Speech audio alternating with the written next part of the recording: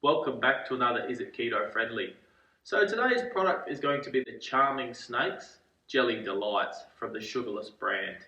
So I've tested some of their products in the past, so I thought this would be another great one just to try out. So as per usual, the baseline for today's experiment.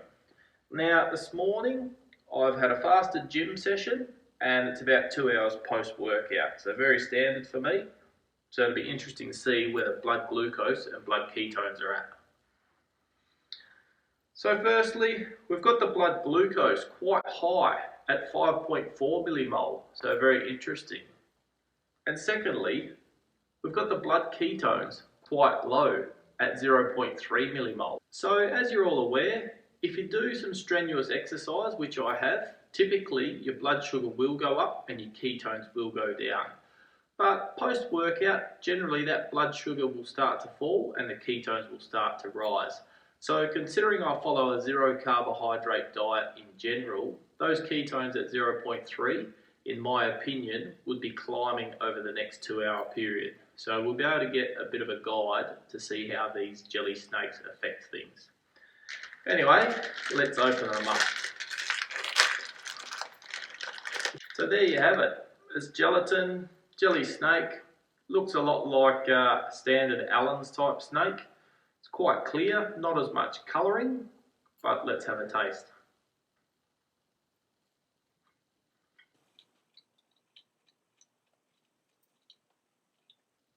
So straight away the chewy consistency, very much like any kind of snake that I've had in the past.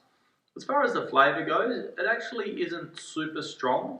And it's not overpowering as far as the sweetness goes either. So it's quite pleasant, but definitely quite mild. Now, for today's experiment, I'm actually going to do half of this packet, which will be 35 grams.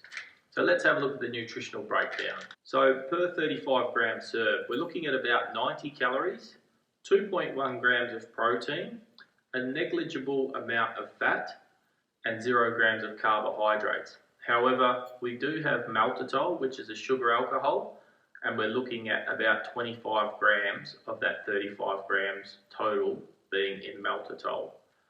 But anyway, let's have another one.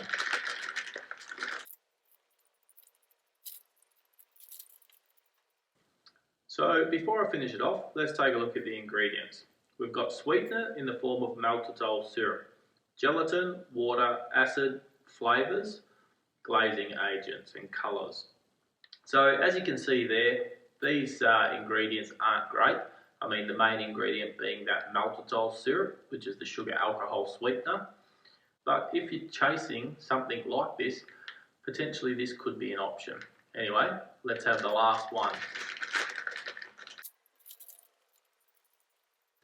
So there you have it. The 35 grams of the sugarless snakes down the hatch. I'll wait 2 hours and come back to test my blood sugar and blood ketone levels again. I'll see you in 2 hours. Welcome back. So it's been just on 2 hours since I ate the sugarless snakes, the confectionery. In that 2 hour time frame, I've been relaxing somewhat. I haven't been too busy. So it'll be interesting to see what the blood sugar and blood ketone levels have done. So firstly, we've got the blood glucose up from 5.4 millimole to 6.3 millimole. So that's a significant rise there, and that's probably the highest blood glucose reading I've had since following a ketogenic diet, so very interesting. But secondly, I've got the blood ketones also up from 0.3 millimole to 0.4 millimole. So that's very interesting. Well, maybe just this little bit of activity that I've been doing in the last little bit has increased my blood glucose, because clearly my ketones are still going up. So for me, on today's activity levels, it seems like the sugarless chewy snakes are actually ketogenic. But like I always say, you need to test these products on yourself because everybody is different and everybody does react differently.